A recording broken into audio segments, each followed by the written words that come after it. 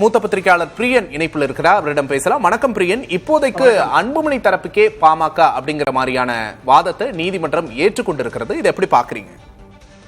இல்ல, இது சம்பந்தமான வழக்கு டெல்லி உயர்நீதிமன்றத்தில் முன் வந்தபோது கூட நிறுவனர் டாக்டர் ராமதாஸ் அவர்கள் தரப்பில் எடுத்து வைத்த வாதம் என்னன்னா, நாங்க பொதுக்குழு கூட்டி நிறுவனர் ராமதாஸ் தலைவராக தேர்ந்தெடுத்திருக்கோம், அதை தான் ஒத்துக்கணும். அன்புமணி தலைவராக நீடிக்கல, அந்த பொதுக்குழு அந்த ஆவணங்கள் சரியில்லைன்ற மாதிரியான விஷயங்களை முன்னுக்கு வச்சாங்க. அப்போ தேர்தல் கமிஷன் சொன்ன ஒரு விஷயம் என்னன்னா, எங்க கிட்ட இருக்கிற ஆவணங்கள் படிதான் நாங்க அன்புமணியை தலைவராக ஏத்துட்டு இருக்கோம்.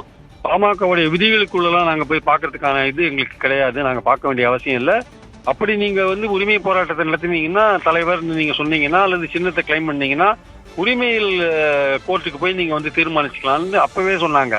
அதுக்கப்புறம் தான் கோர்ட் மறுபடியும் தேர்தல் கமிஷனை கேட்கவே தேர்தல் கமிஷன் இன்னைக்கு மறுபடியும் என்ன சொல்லியிருக்காங்க, உறுதிப்படுத்தியிருக்காங்க, அன்புமணி தான் தலைவர், அந்த ஆவணங்கள் தான் எங்க கிட்ட இருக்கு. ஸோ அந்த மாம்பழ சின்னம் அவருக்கே, அவர் தான் அதற்கான பி ஃபார்ம்ல கையெழுத்து போட வேண்டியவர் அன்புமணின்னு சொல்லிட்டு இன்னைக்கு மறுபடியும் தெளிவுபடுத்தியிருக்காங்க. சமீபத்தில் முதலாவது கூட்டத்தில் மாம்பழ சின்னத்தை பின்னாடி வச்சபோது கூட டாக்டர் ராமதாஸ் அவர்கள் அப்ஜெக்ட் பண்ணதை நம்ம பார்த்தோம். நம்ம இப்போ தேர்தல் அனௌன்ஸ்மெண்ட் இன்னொரு 20 நாள்ல வரப்போற சூழல்ல இனிமே அன்புமணி தரப்புக்கு மாம்பழம் உறுதியாகிவிட்ட நிலையில் டாக்டர் ராமதாஸ் அவர்கள் உரிமையியல் நீதிமன்றத்துக்கு போய் ஒரு ஆர்டர்ஸை வாங்கிட்டு வரத்துக்கு நிரூபிக்கிறதுக்குலாம் ரொம்ப கஷ்டமான ஒரு காரியம். ஸோ அதனால ராமதாஸ் தரப்பு பாமக இனிமேல் போட்டி போடுவது என்றால் ஒரு சுயேட்சை சின்னத்தில் தான் அது போட்டி போட வேண்டிய கட்டாயத்துக்கு தள்ளப்படும். தேர்தல் கமிஷன் இனிமே தேர்தல் கமிஷன் ஒன்று சொல்லிவிட்டார்கள் என்றால் ஈவன் சுப்ரீம் கோர்ட் கூட தேர்தல் நோட்டிபிகேஷன் வந்த பிறகு சுப்ரீம் கோர்ட் கூட அதுக்குள்ள போகமாட்டாங்கன்றது உண்மை. ஸோ இந்த அடிப்படையில் பார்க்கும்போது ராமதாஸுக்கு இது ஒரு பின்னடைவு என்பது என்னுடைய கருத்து. அதே சமயம் மாம்பழ சின்னம் அன்புமணி அவர்கள் பாமகவுக்கு உறுதியாகிவிட்டது என்பது என்னுடைய கருத்து. மாம்பழ சின்னம் ராமதாஸ் தரப்புக்கு இல்ல அப்படிங்கிறது தேர்தல் ஆணையம் உறுதிப்படுத்தி இருக்கு. தற்போது இது ஒரு பின்னடைவு அப்படின்னு சொல்லியிருக்கிறீங்க. இனிமே சிவில் நீதிமன்றத்திற்கு போனா என்ன மாதிரியான நடைமுறைகள் இருக்கும்? அங்க ராமதாஸுக்கு ஒரு ஆறுதல் வெற்றி கிடைக்க வாய்ப்பு இருக்கா? இல்ல, அது ஒரு நீண்ட ப்ரொசீஜரா போகும். அது இந்த தேர்தலுக்கு முன்னாடி எல்லாம் நடக்கும்னு சொல்ல முடியாது. அது காலம் நிறைய எடுக்கிற ஒரு விஷயமா இருக்கும். ரெண்டாவது பொதுக்குழு போன்ற விஷயங்கள் யாரோட தலைமையில இருக்கிற அணிக்கு அதிகமான பொதுக்குழு உறுப்பினர்கள் இருக்காங்க, எம்எல்ஏக்கள் இருக்காங்க, இந்த மாதிரி கணக்கெல்லாம் போட வேண்டியிருக்கும். அது விரைவில் விரைந்து ஒரு தீர்ப்பு வருவதற்கான வாய்ப்புகள் ரொம்ப ரொம்ப குறைவு. அப்போ இனிமே 2 பேருக்கு இருக்கிற ஒரே வழி என்னன்னா, தேர்தல் மூலமாக பிரச்சனையை தீர்த்துக் கொள்வதுதான் ஒரே வழி.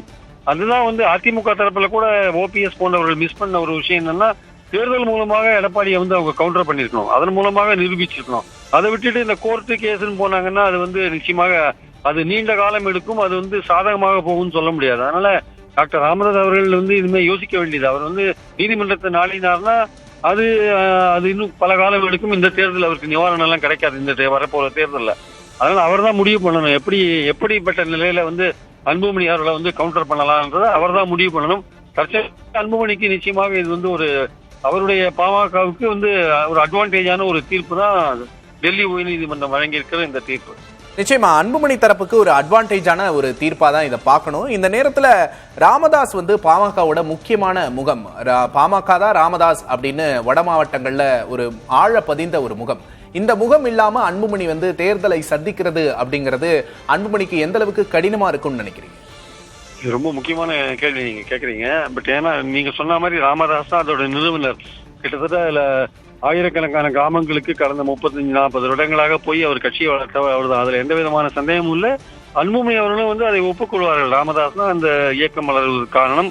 அந்த இயக்கம் நடத்திய போராட்டங்களும் அதனால் கிடைத்த இடஒதுக்கீடுகளும் அதெல்லாம் ராமதாஸுடைய அந்த அவருடைய வரலாற்றுல முக்கியமான ஒரு சம்பவங்களா நம்ம பார்க்கணும். ஆனால் அதே சமயம் கட்சியை ஒரு அடுத்த நிலைக்கு கொண்டு போகிற சூழல் வந்த போது டாக்டர் ராமதாஸ் அவர்களாலேயே அன்புமணி நியமிக்கப்பட்டார். அவரோட விருப்பப்படிதான் அன்புமணி நியமிக்கப்பட்டார். அவரோட விருப்பப்படிதான் அவர் தலைவராக தேர்ந்தெடுக்கப்பட்டார். அந்த அடிப்படையில தான் தேர்தல் கமிஷனுக்கு கடிதங்கள்லாம் எழுதப்பட்டது. அந்த பாட்டாளி மக்கள் கட்சியில் இருக்கிற இளைஞர்கள் அவங்களும் கூட இப்ப அடுத்த கட்டமா எதிர்கால தலைவர் அன்புமணி நினைச்சு அவர் பின்னாடி போறதுக்கான அந்த எண்ண ஓட்டத்துல தான் அவங்க இருக்காங்களே தவிர, ராமதாஸ் அவர்கள் பாடுபட்டதையோ கட்சி வளர்த்ததையோ அவங்க யாருமே குறை சொல்லல. அதை இன்னும் ராமதாஸ் மேல அவங்களுக்கு ஒரு அனுதாபம் இருக்கு. ஆனால் எதிர்காலத்துல கட்சி என்று பார்க்கும்போது அது அன்புமணி தலைமையில தான் அந்த கட்சி போறதுக்கான வாய்ப்புகள் இருக்கு. அதுதான் சரியான ஒரு அணுகுமுறையா இருக்கும்னு அந்த கட்சி தொண்டர்கள் பலரும் நினைக்கிறார்கள். சோ ராமதாஸ் அவர்கள் ஓய்வு பெற்றுக் கொண்டு ஒரு முறையான அட்வைஸ் ஆலோசனையின் பேர்ல அன்புமணி கட்சியை வழி நடத்தணும் அப்படின்னு சொல்லக்கூடிய பாமக தொண்டர்கள் நிறைய பேர் இருக்காங்க. எதிர்கால பாமக என்பது அன்புமணி தான் சரியான ஒரு முடிவா இருக்குன்றது அந்த தொண்டருடைய ஒரு கருத்தா இருக்கு. ஏன்னா அவருக்கு ராமதாஸ் அவர்களுக்கு வயதாகிவிட்டது. ஸோ இந்த சூழலை ராமதாஸ் அவர்கள் புரிந்து கொள்ள வேண்டும். அதுக்கு பதிலாக அவருடைய மகளை களத்துல இறக்கி விட்டுருக்காரு. இது ஒரு ஒரு குடும்ப பிரச்சனையா மாறி இருக்கு. அதுவே பாமக தொண்டர்களை ரொம்ப வருத்தத்துக்கு உள்ளாக்கி இருக்கு. அதனால ராமதாஸ் அவர்கள் இனிமேலாவது யோசிச்சு கிட்டத்தட்ட அன்புமணியோடு ஒரு சமாதானம் பேசி ஓரளவுக்கு கட்சியை சரிப்படுத்தணும். இல்லாட்டி அந்த பாமக ஓட்டு வங்கி பிரிஞ்சா அது அவர்களுக்கு தான் நஷ்டம். அவர்கள் எந்த கட்சி கூட்டணியில் சேர்றாங்களோ அந்த கூட்டணிக்கு தான் நஷ்டமா இருக்கும். ஆனால் தற்சமயத்துக்கு நீங்க உங்களுடைய கேள்விக்கு என்ன பதில்னா, பெரும்பாலான பாமகவினர் எதிர்காலத்தில் அன்புமணி தான் தலைவராக இருப்பார்ன்றதுனால அவர் பக்கத்துலதான் அணிகுப்பார்கள் என்பது என்னுடைய கருத்து. சரி, தொண்டர்களுக்கு ராமதாஸ் மேல அனுதாபம் இருக்கு, ஆனா அன்புமணியைத்தான் அவர்கள் எதிர்காலமா பார்க்க தொடங்கி இருக்கிறாங்க அப்படின்னு சொல்றீங்க. உங்களோட கருத்து பகிர்வுக்கு நன்றி திருப்பிரியன். இந்த விவகாரம் தொடர்பாக பாமக அன்புமணி தரப்பு வழக்கறிஞர் பாலு அளித்த பேட்டியை பார்க்கலாம்.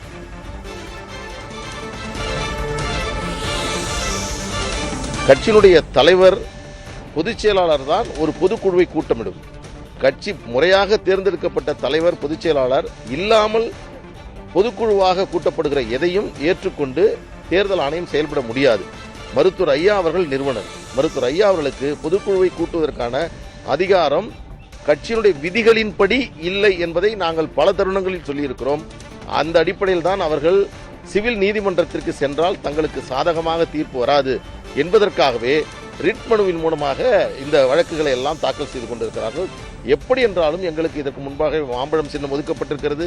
கட்சி தலைவர் பதவி 2026 ஆகஸ்ட் மாதம் வரை நீட்டிக்கப்பட்டிருக்கிறது. கட்சியினுடைய அலுவலகம் நம்பர் 10 திலக் ஸ்ட்ரீட் என்பதை தெளிவுபடுத்தியிருக்கிறது.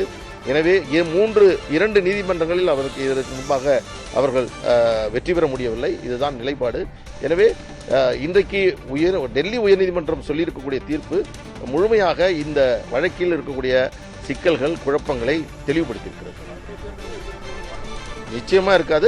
பாட்டாளி மக்கள் கட்சி மருத்துவர் அன்புமணி ராமதாஸ் அவர்கள் தலைமையில் நாங்கள் கூட்டணி அமைத்திருக்கக்கூடிய தேசிய ஜனநாயக கூட்டணியில் மாம்பழம் சின்னத்தில் பாட்டாளி மக்கள் கட்சியினுடைய வேட்பாளர்கள் போட்டியிடுவார்கள்.